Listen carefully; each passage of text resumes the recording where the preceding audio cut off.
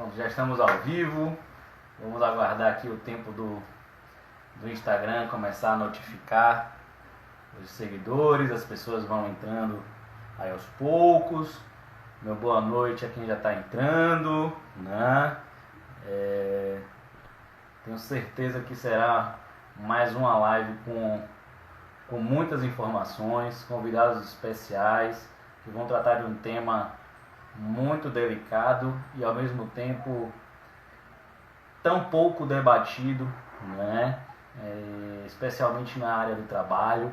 Então eu tenho certeza que sairemos daqui com uma outra visão, ou pelo menos com alguns insights para podermos pensar melhor sobre os temas, né, com maior profundidade, com uma mudança de paradigmas, né? Vamos falar hoje sobre saúde mental no pós-pandemia, né? Desafios para empregados e empregadores, né? Eu estou aqui hoje com duas pessoas muito bacanas, né?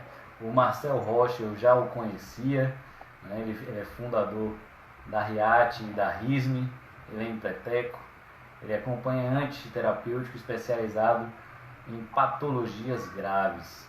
Boa noite, Marcel, tudo bem? Com você as palavras iniciais. Boa noite. Boa noite, doutor. Muito obrigado aí pelo convite, pelo espaço para a gente bater um papo aí, né? É um momento em que a gente tem que criar espaços assim de conversas para a gente conseguir pensar, né? Então, acho que a ideia hoje é bastante propor aí perguntas, né, e inquietudes para a gente ir encontrando caminhos possíveis, né, no meio desse cenário que a gente está atravessando. Obrigado, meu amigo. E também temos o Dr. Cleverson, não é? Isso foi uma felicidade conhecê-lo. Eu conheci através da doutora Margerita, que indicou o Dr. Ricardo, e através do Dr. Ricardo surgiu o nome do Dr. Cleverson, que é médico legista, ele é professor na UFAM, ele é presidente da Associação Amazonense de Medicina do Trabalho. Tenho certeza que vai agregar muito valor aqui ao nosso bate-papo, né, trazendo alguns conceitos e algumas questões práticas de sua vivência profissional. Boa noite, Dr. Cleverson, a palavra está contigo. Boa noite, Luciano, um grande abraço aí. Agradeço pela oportunidade da gente evidenciar a importância da especialidade de medicina do trabalho, que busca ter uma atuação diferenciada no cuidado com o trabalhador.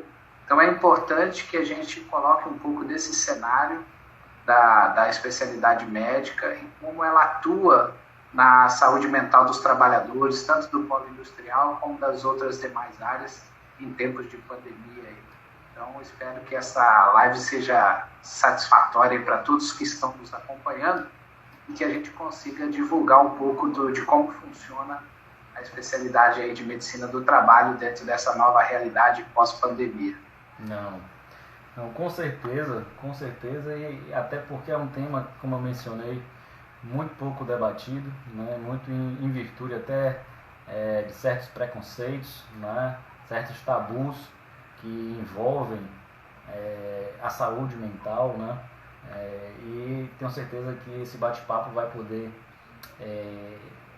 fazer com que uma luz acenda na cabeça de alguns que assistam, até porque vai ficar gravada essa live no IGTV do Qualitache, então quem não puder assistir ao vivo vai ter a oportunidade de posteriormente também se debruçar quanto ao tema, fazer uma análise sem pressa, com atenção, com toda a atenção que esse tema merece, né?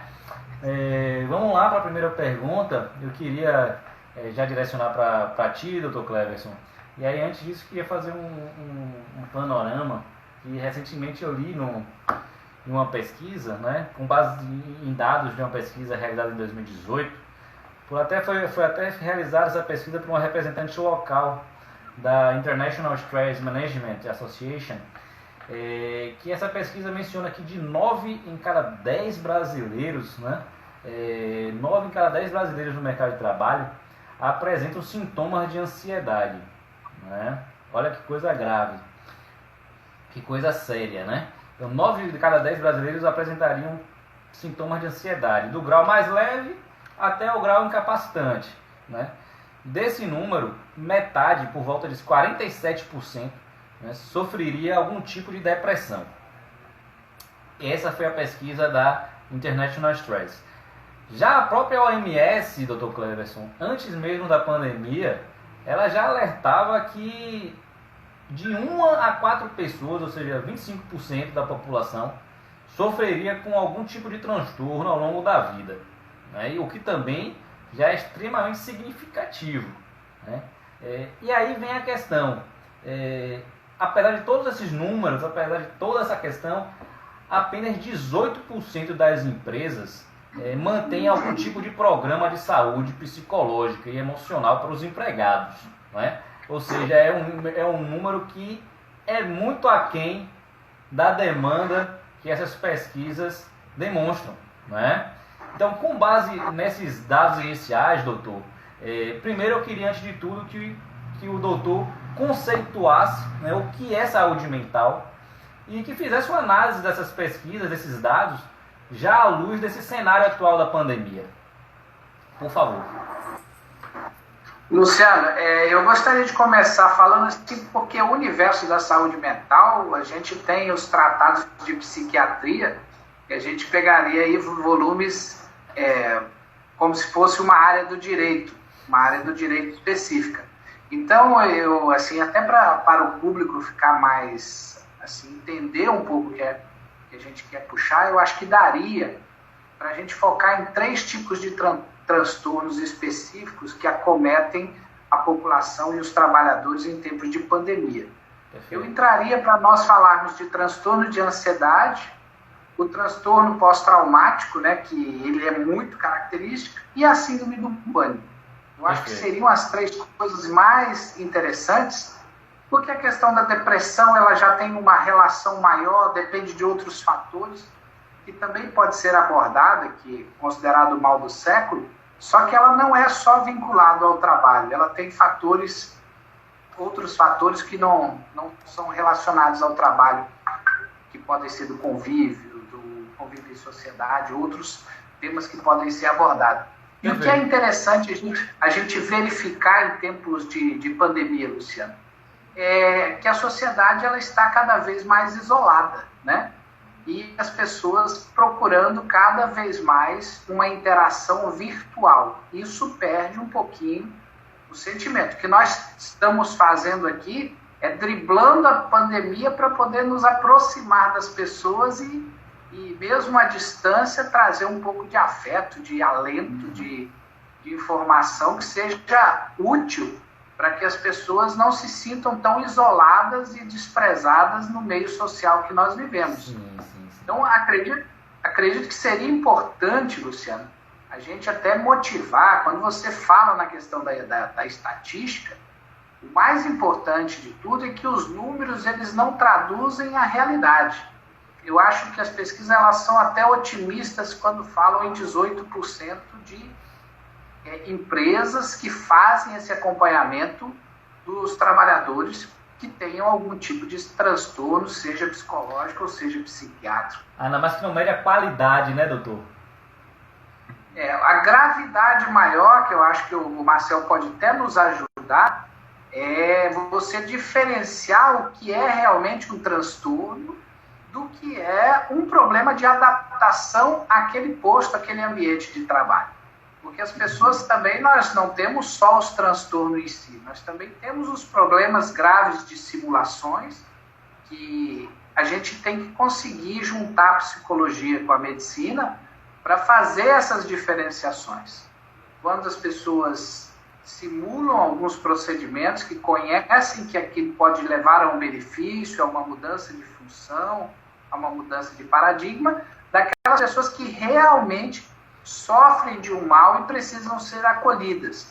E o RH, o departamento pessoal das empresas, não está preparado para fazer essa diferenciação, né? Eu acho que existe uma carência muito grande nesse aspecto. das empresas, a gente trabalha com muitas empresas no Distrito Industrial, fora do Distrito Industrial. Muitos colegas também têm essa prática cotidiana, mas eu não assim... Eu acho que o Marcel tem uma experiência própria que pode falar.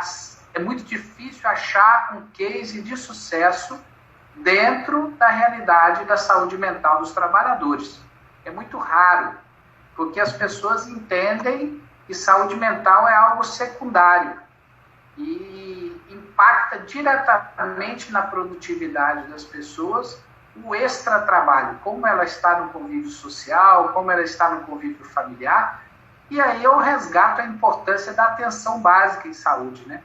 Que as pessoas, a parte da medicina do trabalho tem buscado nos últimos 2 anos, que é a atenção básica à saúde do trabalhador. É pensar o trabalhador como um todo, ver a realidade dele para além do mercado de trabalho, para além daquele posto de trabalho que ele exerce, e buscar fazer algo mais amplo, trazendo para dentro do trabalho um pouco da sua experiência do cotidiano, do que ele faz no dia a dia, para que aquilo seja uma interação, que ele não viva nem muito trabalho, que ele não deixe de viver sua realidade social.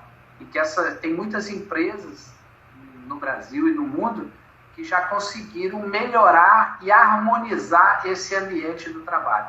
Então, sempre quando a gente busca falar da saúde do trabalhador, é importante a gente ter esse norte de acreditar que o trabalhador ele tem 2 aspectos muito importantes para serem avaliados. O que é a produção, o que ele faz no dia a dia, o que ele produz, o que é o labor dele, e como está a cabeça dele para o desenvolver desse labor. Então, falando das 3 principais patologias que eu acredito que a gente deveria... Acho que eu, pelo menos, gostaria de me focar nisso, Luciano. Sim. Eu acho que dentro da empresa, até por metas, por desenvolvimento de ações, por atender objetivos, o transtorno de ansiedade tem impactado muito e as pessoas têm dobrado sua carga horária. Nesse campo, as mulheres sofrem muito mais que os homens, né? Porque as mulheres têm jornadas duplas, jornadas triplas. Nós, homens, somos meio folgados nessa história, né? Isso tem mudado aí um pequeno percentual, mas as mulheres, com certeza, elas sofrem muito mais do que a gente, porque elas têm... dizer que é o sexo frágil, eu acho que é um erro. Então, o Marcel pode nos ajudar aí depois, mas a jornada dupla da mulher tem causado transtornos aí muito graves de saúde mental, principalmente transtorno de ansiedade, né? Que é como eu tinha falado no início, assim, a depressão, que é o aspecto depressivo que a gente não aborda muito, ele seria mais no campo social. Mas no atingir objetivos, atingir metas, eu acho que seria o próprio transtorno de ansiedade. Aquela constante preocupação, querer atingir meta, intolerância para incertezas. Então, eu acredito que, nesse primeiro momento, a gente poderia abrir para conversar sobre a questão da ansiedade no pós-pandemia, que eu acho que é um aspecto que nós estamos ansiosos, o que virá no pós-pandemia. E durante a pandemia nós temos aí vários aspectos da síndrome do pânico, do transtorno pós-traumático, que é o que vai levar a gente a transpor esse universo aí que eu acho tenebroso. Com certeza. Assim, espero que a gente não leve para... Eu não gostaria de levar para a conceituação muito técnica dos termos, até para a gente conseguir falar com o público de uma forma bem aberta. Exatamente, porque às vezes essa linguagem é que muitas vezes afasta, né, o interesse da pessoa querer saber um pouco mais do assunto. Nós também temos esse mesmo problema na área do direito, então é o que já tem inclusive um grupo específico que se autodenomina advogados sem gravata, algo assim, advogados sem gravata. Mas não é a gravata em si, não está se referindo ao objeto, mas e sim uma gravata mental, né? Aquele juridiquês, aquela forma de se portar, sempre tendo ter uma burocracia, uma formalidade. Então, Hoje no mundo líquido, no mundo fluido, você não tem mais espaço para esse tipo de formalidade, de gravatas mentais na comunicação, né? Então o direito tem essa mesma coisa, a medicina também, a ciência em regra geral tem, e certamente isso está sendo quebrado a cada dia. Esses paradigmas têm sendo desconstruídos justamente para aumentar essa possibilidade de levar conhecimento para o máximo de pessoas possível. Então, já nesse mesmo embalo, Marcel, já aproveitar esse gancho, e mencionando já as palavras brilhantes do Dr. Cleverson, o que é que você acha desse momento de pandemia, esses 3 cenários, esses 3 perfis de doença mencionados pelo Dr. Cleverson, né? Muito me chama a atenção, inclusive, uma delas, que é justamente a síndrome do estresse pós-traumático, que eu muito ouço em relação a pós-guerra, né? Situações de pessoas que retornam da guerra e sofrem desse sintoma bem peculiar, e que em pesquisa feita recentemente em Wuhan, né, o epicentro inicial na China, menciona que tem 20% da população que estão apresentando sinais dessa síndrome, né? Então, dá suas palavras iniciais, esse contexto inicial, o que você acha em relação a esse cenário, né? Se de fato o confinamento da população está gerando ou ainda vai gerar algum tipo de dano psicológico. Por favor, as palavras são suas, tenho certeza que você vai nos ajudar bastante. Sim. Olha, eu achei muito interessante a colocação do Dr. Cleverson, né? Eu anotei aqui uma palavra de uma maneira grande, que é incerteza, né? Eu acho, assim, que a incerteza nas relações, inclusive nas relações de trabalho, por exemplo, a gente tem um mercado informal muito grande, né? E a gente como país, né? E eu acho que isso faz com que a gente tenha um pouco menos de segurança social. E isso vai acarretar em determinados níveis de ansiedade, né, que vem através desse contexto, e que quando vem com uma cobrança em cima, né, que aí a boa parte das nossas empresas brasileiras são pequenas e médias, e elas não têm uma estrutura de indicadores, de metas, de processo, de qualidade rígidos, né, como grandes empresas multinacionais. E isso é mais um ponto de insegurança, né? Porque aí o desempenho, a meritocracia, ela não é só vinculada ao resultado do trabalho, ela é vinculada também a como eu levo essa relação social com o meu chefe imediato, com o meu companheiro, o meu colaborador que está ali para desempenhar a função junto comigo. E isso é um ambiente estressor muito grande, que a gente vê dentro da maioria das empresas, né? Nem todas, a cultura de gestão tem mudado muito. Outro dia eu estava lendo sobre uma ISO que está saindo centrada no humano, na gestão humana, que é muito interessante. Tem o modelo agora de startup, né, lá nos Estados Unidos, que se espalhou pelo mundo com outro sistema de gestão administrativa. Eu acho que tudo isso como empreendedor da área de saúde, eu vejo como uma grande oportunidade de prover soluções, né? Inclusive, depois, se tiver oportunidade, eu vou comentar a respeito de um projeto que a gente fez, provendo uma solução para isso, né? Mas a síndrome do estresse pós-traumático, ela tem uma característica, né? O que é o traumático? Porque o traumático, ele não é para todos por igual. O trauma, ele vai advir de um encontro em que existe algo interior meu que encontra com algo social, né? Então, por exemplo, a gente precisa diminuir os fatores estressores externos, principalmente nos ambientes de intercâmbio social. Às vezes a gente pode ver o trânsito, né, para tirar um pouco dessa culpa do trabalho, né, do ambiente de trabalho como simples estressor, mas o trânsito também é um outro ambiente que a gente vai encontrar maneiras de relacionar-se que pode ser gerador de ansiedade, né, e gatilhos para problemas até mesmo de curto prazo, né. E eu acho assim que esse dado de apenas 18% das empresas, eu acho que deve ser dessas formais, né? De todas essas empresas formais que a gente tem, e aí é 18% delas. Quando a gente pensa no universo de trabalho como um todo, a gente vê que é muito maior do que isso. Esse 18% é pulverizado, né? E assim, as empresas, elas não são culpáveis disso, tá? Eu vejo que as empresas não encontram provedores de solução, né?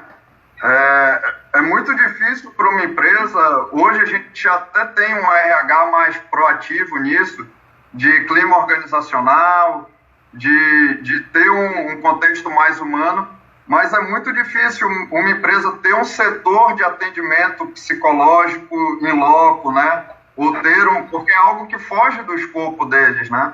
E a gente tem uma carga impositiva no Brasil muito alta, que inibe também uma capacidade maior de investimento, né? Então, eu acho que hoje o caminho que a gente está procurando no nosso negócio é investir em tecnologia, é otimizar processos para conseguir reduzir custos e brindar soluções para essas empresas que estejam necessitando e que queiram diminuir, porque isso também impacta no custo da empresa. Absenteísmo, qualidade de produto, a maneira com que se relaciona também vai gerar uma baixa produtividade. Então, tem uma série de assuntos envolvidos que são bastante complexos, e o que eu acho que a gente tem que pensar é caso a caso, né?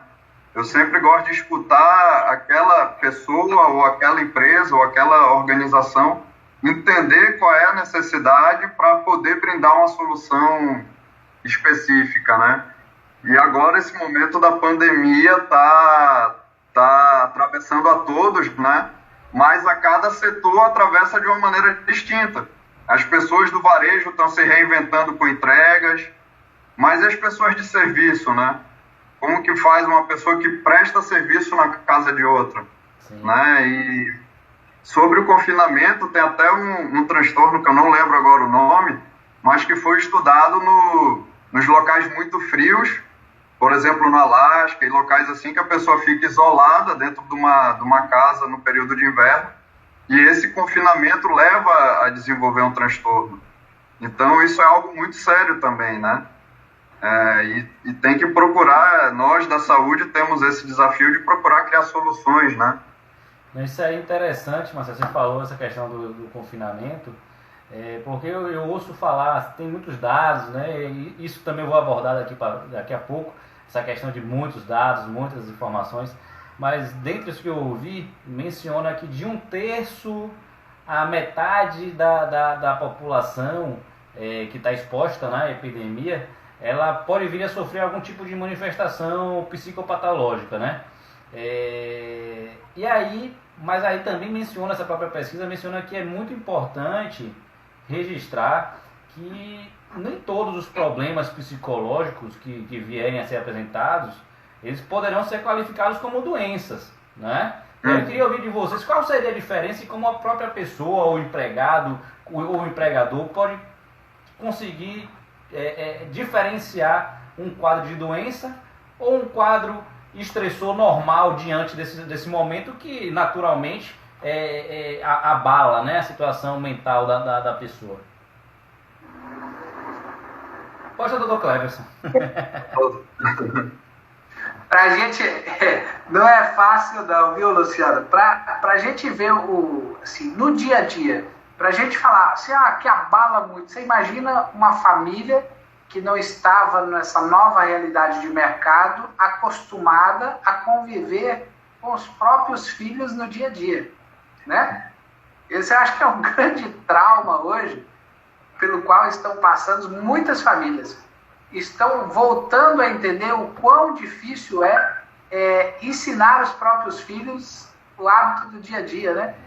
Então, o que eu entendo, Luciano, é que essa pandemia também trouxe uma oportunidade de repensar como nós vivemos em sociedade, né? Sem dúvida, sem dúvida. Eu estava analisando dentro desses números que vocês comentaram, foi feita uma pesquisa pela Associação Brasileira de Psiquiatria, agora no mês de maio, com aproximadamente 400 psiquiatras de 23 estados e do Distrito Federal. E eles alegando que assim, as consultas de rotina diminuíram em quase 50%. Então, a parte de psiquiatria, psicologia diminuiu. Só que as urgências psiquiátricas aumentaram em 60%. Então, você diminuiu a consulta de rotina, que fazia aquela parte preventiva de atenção básica, e você aumentou a urgência psiquiátrica. Então, o que ocorreu foi um agravamento daqueles casos que já estavam em acompanhamento e o surgimento de casos novos dentro da psiquiatria. E isso é algo que não vai mudar nos próximos meses. Eles tiraram como conclusão dessa pesquisa que a tendência disso é só um agravamento. Aumentando a urgência, você daqui a uns meses vai aumentar a parte da consulta periódica. E vai haver uma sobrecarga do sistema de atendimento de psiquiatria, que hoje já é carente no país como um todo. Você imagina a população toda demandando por serviços psicológicos e psiquiátricos dentro de uma realidade que eles ainda desconhecem qual é o ponto final, qual é a luz no horizonte. Então, assim, é muito sombria a realidade do atendimento em si, porque nós estamos falando das patologias, estamos fazendo os diagnósticos, estamos fazendo os levantamentos, mas como nós vamos tratar isso depois? Então, essa é a grande sacada que pode ter de mercado, de como fazer ou criar instrumentos e ferramentas que possam atingir e atender o maior número de pessoas possível, de forma qualitativa, mas também quantitativa. Porque outros profissionais da psicologia e da psiquiatria não têm pernas para atender a demanda que vem por aí, dentro da formação que nós temos. Entendi. Perfeito. Sim. Marcel, de forma bem pragmática, como é que você orientaria em relação à saúde mental os trabalhadores, seja na indústria ou em qualquer outro segmento, que não podem ficar em casa, né? Serviços essenciais, nas cidades que já houve a retomada das atividades. Quais orientações práticas para esses trabalhadores, dentro da possibilidade, manterem a sua saúde mental, mesmo diante desses riscos e desse isolamento? O que é que você daria como dicas, como orientação? Doutor, acho que a principal orientação é procurar um profissional, né? Eu acho, assim, que no momento que a gente está vivendo, é necessário passar por uma triagem, né? Por exemplo, a gente está falando, como sociedade, de fazer um passaporte do Covid, né? Ou fazer testagem em massa para quem vai voltar. Graças a Deus, aqui em Manaus a gente já tá com uma situação mais controlada, aparentemente, né? Mas outras cidades, por exemplo, Porto Alegre tá ameaçada de lockdown, né? Então, a gente precisa começar a também pensar em por que não fazer uma triagem? Por que não desenvolver metodologias estatísticas para a saúde mental, né? Hoje, no nosso empreendimento, a gente está estruturando umas variáveis através da OMS, do que ela coloca no CID-10, e gerando gráficos. Então, a gente consegue ver a evolução do paciente, e quando estabiliza em cima, a gente sabe que pode dar alta. Então, já existe data science construída para outras áreas, que nós podemos aproveitar em saúde mental e começar a construir uma estrutura que democratize o acesso, né? Porque hoje, quando a gente pensa nos valores que alguns psicólogos cobram, é inacessível para a maioria dos trabalhadores, né? Se pensar um atendimento mensal, um acompanhamento mensal, vai gastar mais de um salário mínimo, ou entre meio e um salário mínimo por mês, o que é um valor bastante elevado para uma pessoa que ganha 1 ou 2 salários, né? Então, eu acredito que nós precisamos usar a tecnologia. Nós na RISM e na RIAT estamos investindo em tecnologia para quê? Para que a gente consiga otimizar esse processo e fazer com que esse custo seja adequado para o profissional que presta serviço, dentro dos padrões do Conselho Federal de Psicologia, mas que seja acessível para os trabalhadores e para as empresas poderem fazer um investimento no controle epidemiológico da saúde mental, porque a gente tem, se fala em alguns outros países, nas ondas, né? A primeira onda que é a da pandemia, a segunda onda que é a econômica, e viria uma terceira onda que são as patologias de saúde mental, e que oneram também, tem um custo elevadíssimo com afastamentos, o Dr. Cleverson sabe muito mais sobre isso que eu, mas o absenteísmo por patologias em saúde mental é um custo alto, né? Então, eu acho que se nós provermos uma solução para as empresas com respeito a isso, e para os trabalhadores também, vai ser algo que é possível de construir e que a sociedade vai ser muito beneficiada, né? Então, eu vejo isso como uma missão nossa, né? Como empreendedor da área, de prover essa solução para as empresas, né? Não, perfeito. Você mencionou tecnologia, eu já tenho até uma pergunta para você mesmo, Marcel, um pouquinho mais na frente, justamente para te retomar essa questão da tecnologia, mas eu não poderia deixar de pontuar, inclusive uma preocupação prática que eu tenho, e tenho até vivenciado assim, com pessoas mais próximas da minha área, né, que nem sempre a tecnologia serve como um meio de solução, né? Nessa pandemia, em virtude do isolamento, em algumas situações, claro que é uma situação minoritária, mas não pode ser desprezível, né? Tem a situação de que a pessoa ela tem a dificuldade com as novas tecnologias e a nova tecnologia acaba sendo um limitador da sua convivência social nesse momento de confinamento. Então, a gente vê que no direito especificamente já havia um processo de virtualização, né, dos processos, de todo o trâmite processual, e que já nesse momento muitos colegas que não tinham a sintonia, não tinham a facilidade de se apropriar dessas novas tecnologias, foram deixando de advogar ou foram delegando algumas atividades que eles não tinham habilidade para fazer, né? Seja um protocolo, seja um acesso ao processo, seja qualquer tipo de situação que envolvesse tecnologia, esse colega ele já não fazia mais, né? E a partir do momento em que até para se comunicar precisa de nova tecnologia, ele está totalmente isolado, né? Então é uma situação que é grave e precisa ser vista, porque tem pessoas que nem mesmo um WhatsApp, o que a gente está fazendo aqui, eles não conseguem, né? Então, de fato, tem que ter um acompanhamento presencial, ainda que no momento de pandemia, que o isolamento é necessário. Mas, para o preservar da saúde mental dessas pessoas, eles vão precisar necessariamente de alguém presencialmente com eles. Porque a nova tecnologia, para ele, não é uma solução, e sim mais um fator estressor, né? Então, isso é bem complicado. E aí eu só queria voltar um pouco mais ainda, Dr. Cleverson, mencionou a questão de ter que ressignificar algumas questões sociais, né?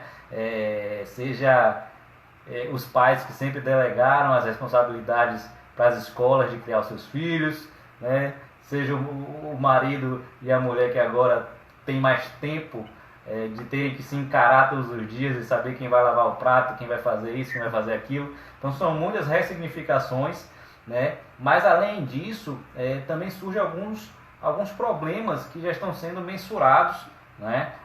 Seja através de violência doméstica e inclusive em relação a aumento da quantidade de vícios, né? Como fuga, né? Então é uma bebida alcoólica ou algum outro tipo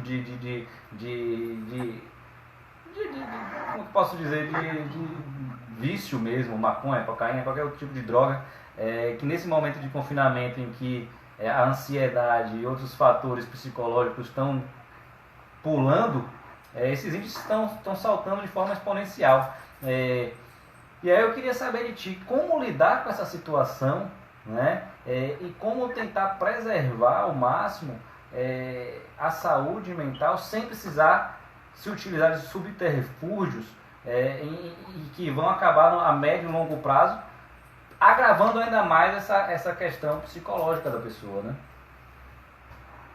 Pois é, Luciano, você estava comentando aí quando a gente buscou informação desse convívio do lar, a gente negligencia um pouco a questão dos idosos, né? Os idosos hoje, eles tinham os grupos da melhor idade, participavam do centro de convivência da família, do centro de idoso, e hoje esses idosos estão em casa, né? A maioria deles não tem essa articulação. Então, acho que até você vive no universo do trabalho e ele não pode conviver com o neto que ele cuidava, muitos idosos cuidavam do neto para os pais trabalharem no mercado de trabalho. Nós geramos um impacto no núcleo familiar que até a gente fazer o diagnóstico disso vai ser algo muito demorado e complexo. Nem todos os municípios e todas as cidades vão ter esse mesmo entendimento, né? Então, é importante que a gente analise, Luciano, Marcel, como que é o impacto dentro do mercado de trabalho dessa desestruturação familiar, onde você buscou todo mundo para o convívio no mesmo espaço. Está todo mundo convivendo no mesmo espaço, mas de uma forma desestruturada, porque não era essa a realidade. Sim. Então, o que gera isso? Gera o estresse muito grande, o convívio familiar. Eu tenho vários trabalhadores que a gente segurou os trabalhadores e não deixou eles retornarem ao trabalho por serem de grupo de risco ou por estarem no momento ainda de transição de isolamento da Covid, e ele chegar assim: doutor, pelo amor de Deus, me deixe voltar ao trabalho, que eu não aguento mais ficar em casa, entendeu? A mulher já está me expulsando de em casa, eu não quero mais ficar em casa, eu preciso voltar ao trabalho. Então aí são coisas que têm que ser analisadas, porque às vezes o ambiente doméstico daquela pessoa é o trabalho e não a residência. A residência é um local onde a pessoa de dormir, né? Ele volta para casa para dormir, acordar no outro dia e ir para o trabalho, e muitos trabalhadores do distrito fazem jornada extra. A pessoa chega em casa 8, 9 horas da noite, sai 4 horas da manhã na rota, passa menos de 6 horas em casa. Então o ambiente doméstico, a realidade doméstica dela é o ambiente de trabalho. Então, nesse escopo, como que a gente vai trabalhar na psicologia, na medicina, nas próximas ações do direito, de qual foi o impacto que isso gerou nesses núcleos familiares, da ausência total do Estado. Eu queria que a gente entrasse aqui para fazer uma análise, porque o Estado está mais perdido do que a iniciativa privada.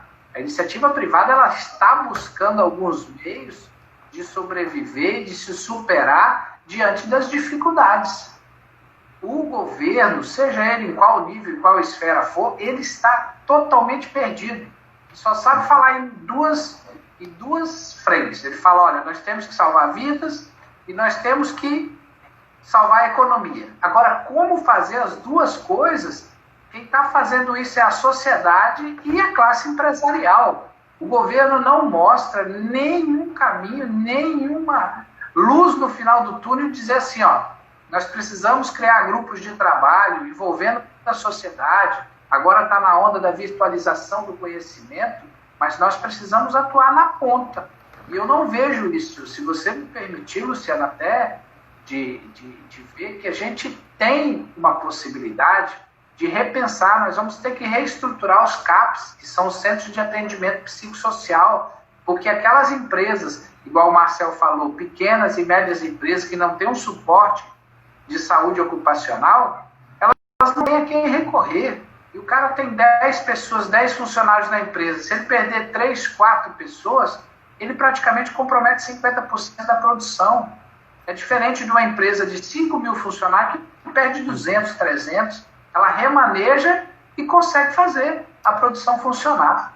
Então, nesse cenário todo, eu fico preocupado, viu, Luciano, porque eu não vejo nenhuma iniciativa do governo para ter, assim, dizer assim, ó, nós vamos sair da pandemia reestruturando a economia por aqui, mas pensando nas pessoas que sofreram seus traumas, que perderam seus entes queridos, mas que precisam continuar. Por exemplo, a gente poderia pegar alguns cases, a gente falou em transtorno pós-traumático, pegar um case de sucesso. Como é que está a sociedade de Brumadinho, que foi vítima daquela catástrofe em Brumadinho? Sim. Pega um case, vamos ver como que foi o impacto estressante nessa comunidade. Como está, depois de década do ocorrido em Santa Maria, lá na Boate Kiss, qual foi o transtorno? O que aconteceu lá? Como que a cidade foi impactada por aquilo? Porque é diferente do que nós estamos vivendo hoje. Hoje é uma pandemia, está acometendo todas as cidades, todos os estados ao mesmo tempo, e esses dois exemplos, um mais tardio e outro mais recente que eu citei, não nos trouxeram nenhum exemplo do que o poder público poderia fazer nas mínimas coisas. Imagina nos grandes acontecimentos e as grandes catástrofes igual essa pandemia que estamos vivendo. Então eu fico triste nesse momento, Luciano, de a gente não conseguir pensar, por exemplo, o que a empresa Vale tem de case de sucesso para Brumadinho e para aquela população toda que foi impactada numa realidade ali de 50, 100 mil pessoas. Como que nós vamos ter a audácia, a ousadia de tentar propor algo para resolver o problema de uma nação de 200 milhões de habitantes se a gente não conseguiu fazer um case pequeno e o governo não se preocupou com isso? Então, são mais interrogações e exclamações do que pontos finais nessa história. Não, com certeza a gente tem, não pode dizer que são exemplos internos, porque são situações bem diferentes, mas são tão traumáticas quanto, só que em proporções menores, geograficamente menores, né? Mas além disso também tivemos a oportunidade de aprender com outras experiências internacionais, considerando que a pandemia chegou aqui em momento posterior, né? E poderíamos ter tido muitas lições e fazer de formas diferentes, né? E optamos por um caminho mais tortuoso, mais doloroso. Isso é uma pena, né? E eu compartilho dessa situação da falta de estrutura estatal, e isso já de uma forma muito mais específica. Eu pondero, inclusive, que eu não vejo nenhum tipo de estrutura atual na Justiça do Trabalho para quando começar a receber demandas envolvendo doenças ocupacionais e que tiver que fazer perícias nesse sentido. Eu não vejo a menor capacidade técnica de se fazer uma perícia psiquiátrica, né, de qualidade hoje perante a Justiça do Trabalho. Né? Não é como uma doença ocupacional, uma LEDORT que vai lá, analisa em um dia só no exame, bota na maca, fez e faz um laudo. Não é um exame só que vai detectar se tem nexo, se não tem nexo, se tem com causa, se não é causa. Eu acho que nem o debate chegou ainda à tona na Justiça do Trabalho, quanto mais a operacionalização. Então isso realmente nos deixa preocupados, porque as demandas já estão vindo, né? Ainda não nesse cunho de doença ocupacional, muito mais ainda por questões de verbas rescisórias, mas vai chegar. Essa questão da doença ocupacional vai chegar. E eu não vejo um tipo de preparação adequada para a absorção dessas demandas. Isso preocupa bastante e gera uma insegurança ainda maior, né? Mas esse tipo de bate-papo é interessante porque justamente a gente coloca esse ponto na curva da conversa, né? E quem sabe outros colegas também consigam gerar, exponenciar essa nossa conversa e chegar a quem tem que chegar, né? Sensibilizando as pessoas que precisam adotar as medidas cabíveis para esse caso, né? Mas vamos lá. Marcel, meu amigo, como eu falei contigo, eu queria tocar um pouquinho mais nessa questão da tecnologia, fora aquela parte que eu fiz. Eu queria que você me falasse de forma bem na prática aqui, como é que é esse atendimento online que você menciona, né? São grupos terapêuticos, são médicos específicos. quais são as principais ferramentas que atualmente vocês utilizam, como é que se dá, né? Porque diante desse isolamento, realmente um atendimento online vem a calhar totalmente, né? Então veio casar a necessidade com a oferta desse produto, né? Não deixa de ser um serviço, um produto. E eu queria saber um pouquinho mais de como é que funciona. Sim. Doutor, a nossa empresa, né, a Riad, ela surgiu lá em Buenos Aires. Hoje nós temos mais ou menos 3.000 horas mensais de atendimento. E ele, originalmente, é um atendimento presencial, né? Nós enviamos pessoas a acompanhar outras pessoas. Mas a nossa realidade lá na Argentina, em todo o país, tem um lockdown total, já desde março. Então, no primeiro momento, a impressão que deu é que o nosso negócio ia desaparecer. E aí a gente teve todo um trabalho de criar 2 tipos de protocolos, de atendimento presencial, para os pacientes que não tinham condição de acessar o atendimento virtual, como você colocou ainda agora, e os que sim tinham condições, a gente foi para um atendimento virtual. E aí a gente tivemos que buscar soluções que aquele paciente soubesse operar. Então, se o paciente opera melhor pelo WhatsApp, a gente tem um protocolo com respeito a isso. Se ele já acessa ferramentas de videochamada, a gente utiliza isso. Então, a gente vai criando soluções individuais através do que a gente chamou de sistema de gestão humanizada, que permite que a gente receba inputs na área de gestão do processo que está acontecendo lá na ponta do serviço. E através desses inputs a gente vai criando protocolos e procedimentos que atendam cada demanda específica. Então, na parte presencial, a gente tivemos que falar com o Ministério de Saúde, com o plano de saúde, solicitar EPIs, todo um trabalho nesse sentido. No plano virtual, tivemos que ir entendendo o nível de alfabetização tecnológica de cada paciente para que a gente moldasse o serviço para eles. E nesse momento, participamos de um evento chamado Hack for Brasil, que participaram 20.000 pessoas em busca de soluções tecnológicas e surgiram 2.000 ideias. A RISM ficou entre as 50 e 10 vencedoras, né? A gente passou agora na última etapa. E como nós funcionamos, né? O serviço que a gente está desenvolvendo, ele é um plantão psicológico virtual, em que a pessoa acessa, já entra diretamente em contato com o psicólogo, via chat e via vídeo. Através desse contato com o psicólogo, é gerada uma triagem e aberta uma história clínica, e daí a gente recebe essas informações da triagem e faz a derivação para um psicólogo agendado que seja especializado nesse tipo de atendimento, que tem experiência com esse tipo de paciente e esse tipo de patologia. E a partir daí, cada atendimento vai gerando uma nova evolução na história clínica, com os gráficos de cada código do CID-10, e com essas variáveis a gente vai pontuando, gerando um gráfico de evolução do paciente.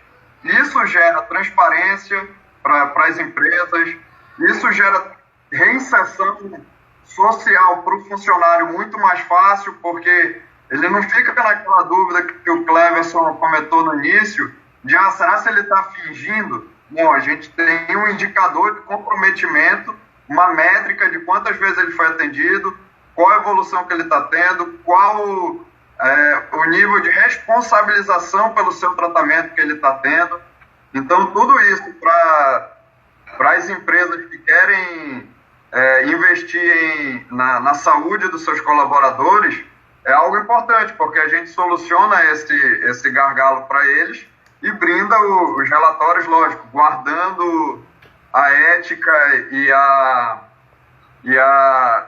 confidencialidade profissional, mas brinda indicadores que são estatísticos e permitem um acompanhamento por parte da empresa do que está sendo feito, né?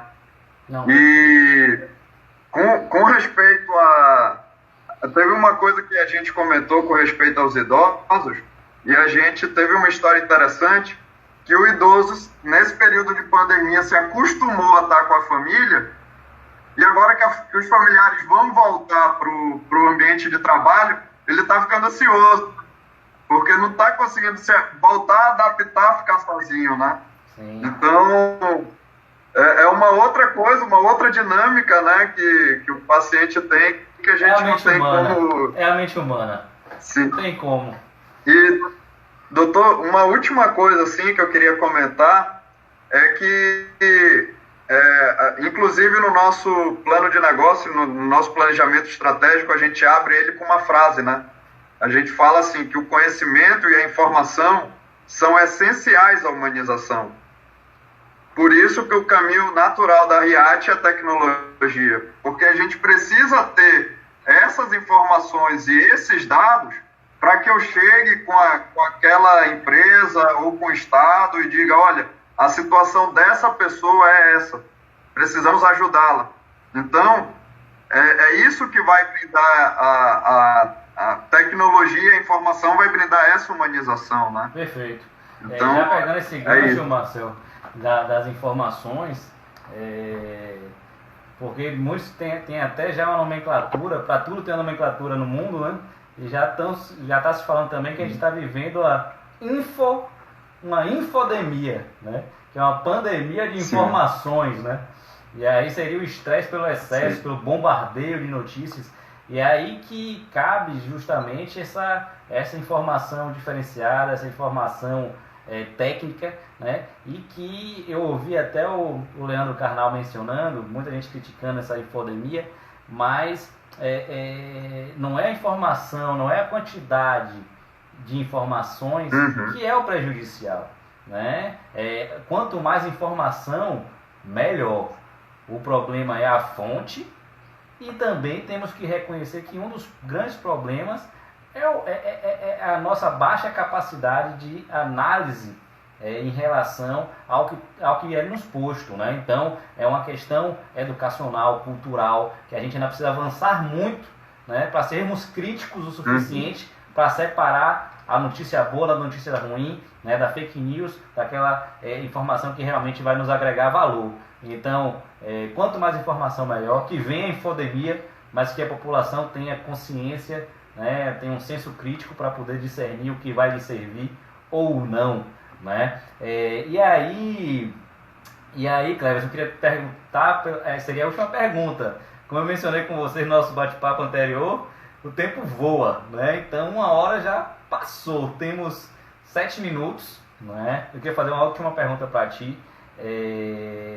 Aproveitar, já que o Instagram ele é implacável nessa 1 hora, deu 1 hora ele encerra, não dá nem boa noite, mas eu não poderia deixar de te perguntar, Dr. Cleverson, em relação ao papel, né, que os departamentos pessoais eles passarão a ter nesse momento, né, nesse momento de pós-pandemia. Quais mudanças, quais paradigmas os próprios profissionais de RH terão que romper? Como é que vai se dar essa questão, seja de metas, seja de ginástica laboral, seja o próprio contato no dia a dia entre os colaboradores? Como é que vai ter que ser esse novo departamento pessoal daqui para frente, doutor? Oi, Luciano. É boa a sua observação, é o seguinte, nós precisamos urgentemente profissionalizar o relacionamento do médico com os profissionais do RH. Através de quê? Eu acho que nós precisamos ter as ferramentas necessárias para isso.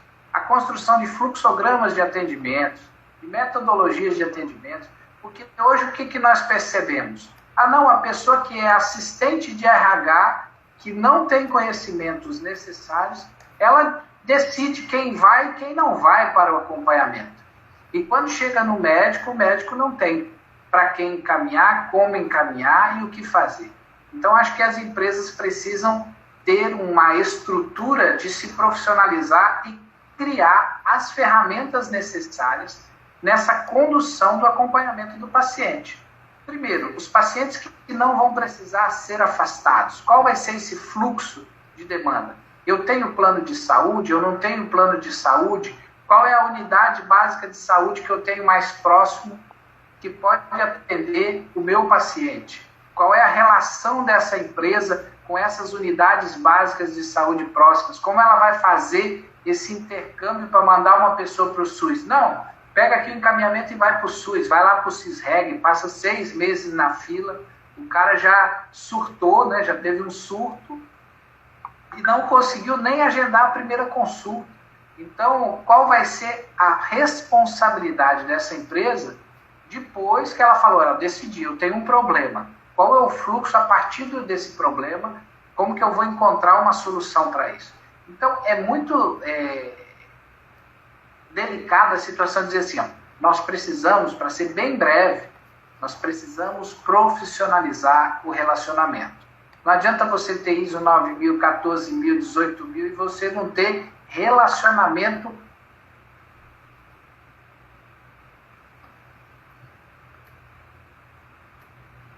Travou um pouquinho.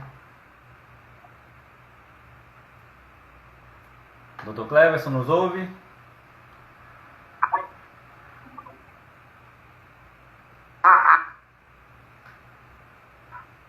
Acho que caiu um pouquinho, doutor. Poderia retomar um pouquinho?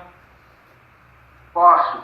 Pronto. Então, eu estava falando, eu acho que para a gente simplificar, Luciano, e assim abreviar, nós precisamos profissionalizar a relação e criar fluxos e ferramentas de trabalho. Como que nós vamos cuidar dessas pessoas no pós-pandemia? Como é que nós vamos, além daquela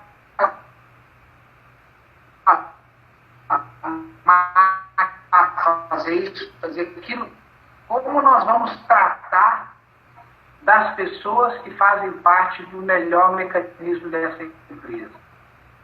Perfeito. O RH e o Departamento de Saúde, ele é essencial. Perfeito. Perfeito, doutor.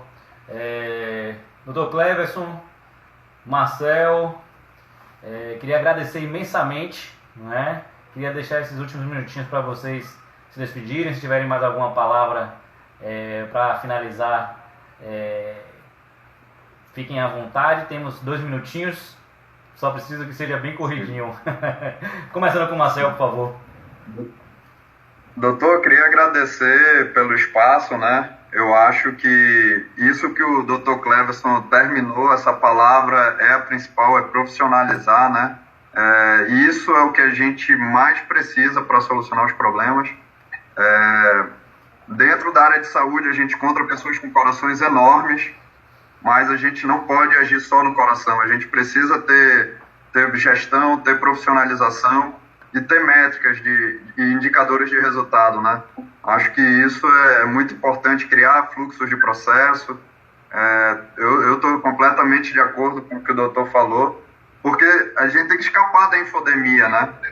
Às vezes a gente lê 200 posts de Instagram no dia, ou 100 Twitter, mas não lê um paper do Imperial College ou do Instituto Butantan, a gente não pega e não lê, né? Que tem 5, 15, 20 folhas.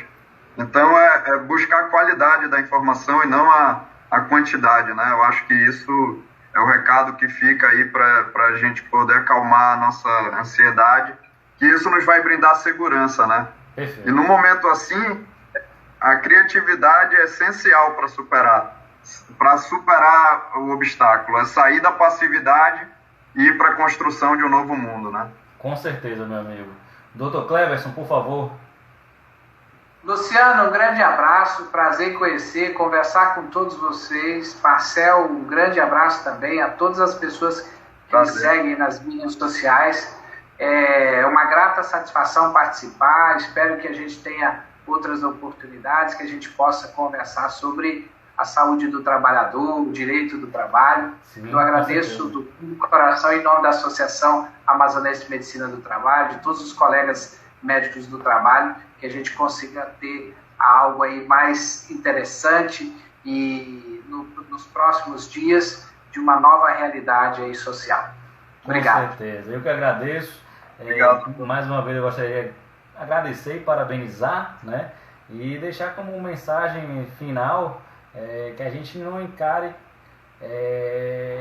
o afastamento como de fato um afastamento social, um isolamento social, né? Ele é apenas um afastamento físico e temporário, né? Que a gente consiga driblar, que a gente consiga fugir dessas limitações momentâneas para continuar restabelecendo nosso afeto,